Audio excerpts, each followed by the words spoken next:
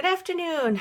I have a short little story for anybody who watches these. Anyway, um, okay, so I just got done watching some TV show, and they had collard greens on there, and it reminded me of the first time I had collard greens. Now, I'm from Minnesota, so it's not exactly a food that I have ever heard of before.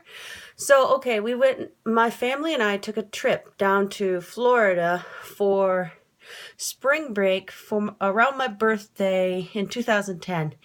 And a friend of mine who lives in Florida, who used to live here in Minnesota and moved down there, anyway, she and her family, we went to this one restaurant, and it had buffet style breakfast or something, or was it lunch? I don't remember. Anyway, it was buffet style stuff.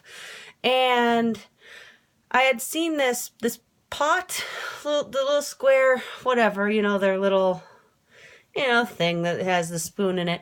Or maybe yeah, it was a spoon. Anyway, it had this like dark green vegetable in it, and I thought maybe it was spinach. So the chef came out, or one of the cooks from the back came out to change out some plate, and I pointed to, and I said, "What are those?" I said, "I've already had a little scoop of it to try it," and I said, "I thought they were pretty good." And he goes, "It's collard green." I'm like, "What's collard green?"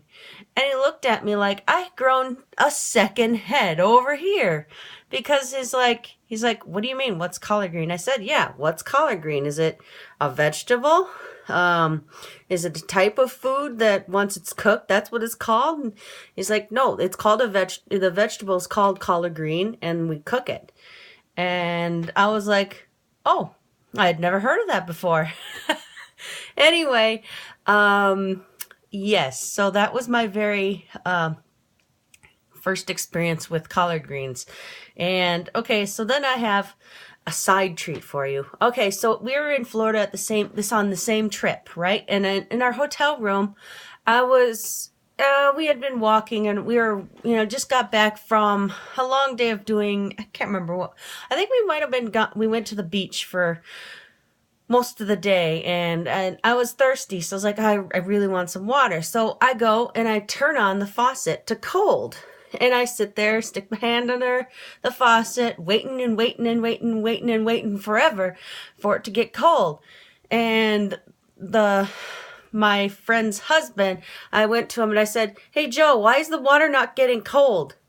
And he's like, "What do you mean? Why is it supposed to be getting cold? Do you know how close we are to the water table here?" And I said, "What the hell do you mean? I turned the water faucet to cold. Cold water should come out." And he goes, "This isn't Minnesota. It's not going to come out cold when you turn the faucet to cold." And that blew my mind. Just that alone. I was like, "What?" I thought everywhere.